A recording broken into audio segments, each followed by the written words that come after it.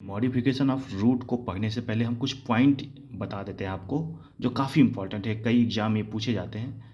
जैसे पहला पॉइंट है, root cap develop from special tissue, जिसको कहते हैं कैलेप्टोजेंस। लॉन्गेस्ट रूट कैप जो है वो अनियन में पाया जाता है। रूट कैप सेल्स में कुछ स्पेशल टाइप की स्टार्च और म्यूसिलेज सब्सटेंस होते हैं, जो ग्रेवी रिसेप्टर्स होते हैं, जो कि रूट को पॉजिटिव जियोट्रॉपिक करने में मदद करते हैं। मतलब नीचे की तरफ रूट को ग्रो करने में रिसेप्शन रिसीव करते हैं, ग्रेविटेशनल रिसेप्शन रिसीव करते हैं। ग्रेवी प्रोपेशन का मतलब होता है it is responsible for positive geotropism. ठीक है, रूट नीचे की तरफ सॉयल में ग्रो इन्हीं स्टार्च और मिसलेज सब्सटेंस की वजह से ग्रो करता है। ये कहाँ पे होते हैं? रूट कैप में होते हैं। अब हम लोग मॉडिफिकेशन ऑफ रूट की बात कर लेते हैं। देखिए, जो रूट में मॉडिफिकेशन होता है वो विशेष तौर से सपोर्ट, स्टोरेज ऑफ फूड और रेस्पिरेशन के लिए होता है। देखिए, रूट का जो मेन काम होता है वो एंकरिंग होता है, मतलब एंकरेज करना, सॉइल से प्लांट को पकड़ के रखना, साथ ही साथ मिनरल और वाटर के एब्जॉर्प्शन को करना। ठीक है, इसके अलावा जब रूट जो है अपने शेप को अपने अंदर कुछ ऐसा स्ट्रक्चरल परिवर्तन कर लेता हो जिससे वो अन्य काम को भी कर ले, तो उसे हम मॉडिफिकेशन ऑफ रूट कहते हैं। तो ये अन्य काम क्या क्या होते हैं?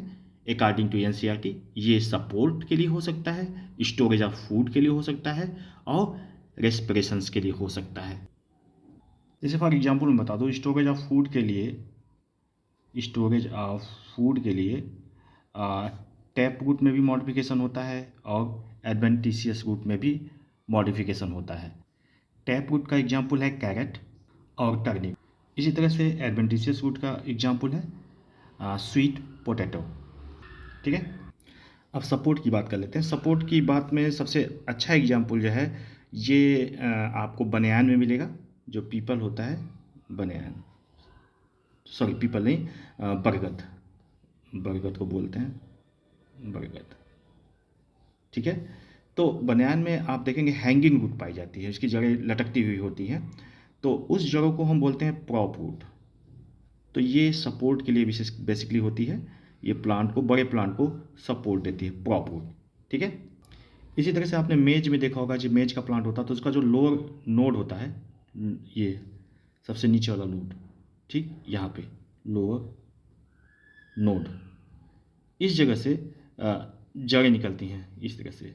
ठीक है, ये आपको मेज में भी मिलेगा और शुगर केन में भी मिलेगा, शुगर केन में मिलेगा। तो ये सपोर्ट करती है ग्राउंड से इस प्लांट की। ठीक है, तो इस रूट को हम बोलते हैं स्टिल्ट रूट, स्टिल्ट रूट। तो ये प्रॉप रूट और स्टिल्ट रूट किस किस तरह मॉडिफाइड होती है? For the support. ठीक है, अब जहाँ डैम्पी सॉइल होता है, जहाँ पे हमेशा ये मार्क्स पाए जाते हैं, मतलब कीचड़ पाए जाते हैं, वहाँ पे कुछ विशेष तरह के प्लांट उगते हैं। वो अपनी जड़ों को बाहर की तरफ निकाले रहते हैं, मतलब ये निगेटिव जियोट्रॉपिज्म को शो करते हैं। मतलब जड़ें जो होती हैं इस तरह से बाहर की तरफ खूंटे की तरह निकली रहती हैं। ठीक है, ज़्यादातर ये मैंगो फॉरेस्ट में आपको मिलेगा। मैंगो फॉरेस्ट का एक इम्पॉर्टेंट प्लांट है राइजोफोरा, राइजोफोरा। ठीक है, वहाँ पे क्या होता है कि रेस्पिरेटरी रूट्स पाई जाती हैं। ग्राउंड से ऊपर की तरफ ये रूट निकली होती हैं जो कि रेस्पिरेशन का काम करते हैं।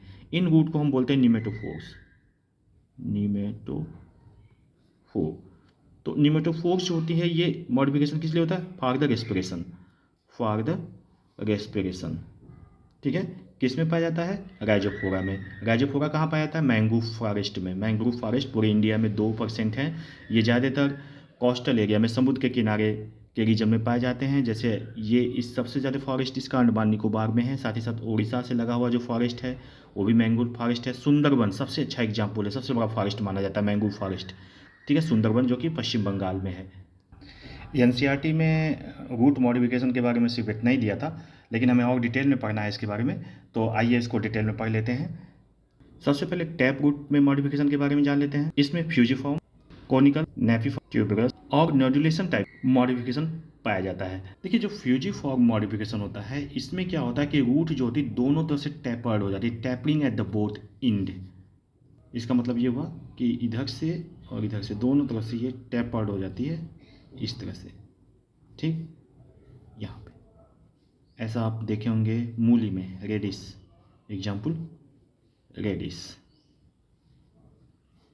ठीक है, जिसको मूली भी कहते हैं। उसके बाद आता है कोनिकल फॉर्म। कोनिकल मतलब कोन साइप से बना लेता है, ऐसे इस तरह से, ठीक। ये आपका डॉकस कैरोटा हो गया, जिसको आप गाजर कहते हैं, carat, botanical name Daukaus carota. इसके बाद आता है नेपी फॉर्म। नेपी फॉर्म में क्या होता है कि फूड जो होता है वो केवल अपर साइड में, अपर पोर्शन में एक्यूमुलेट हो जाता है, अपर पार्ट में, ठीक है, रूट के अपर पार्ट में। जैसे यहाँ पे देखिए इस तरह से, यहाँ पर अपर पार्ट में ये फूड एक्यूमुलेट हो गया और नीचे एक्यूमुलेशन नहीं है, तो इस तरह से टॉप लाइक स्ट्रक्चर बनाता है, ठीक, जैसे कि सलजन में, ठीक है। तो यहाँ लिखेंगे the food gate accumulate in upper part, ठीक है। इसका एग्जाम्पल हो गया वीटा वल्गेरिस और ब्रेसिका नेपस, जिसको टर्निप कहते हैं, सलजम कहते हैं, ठीक है।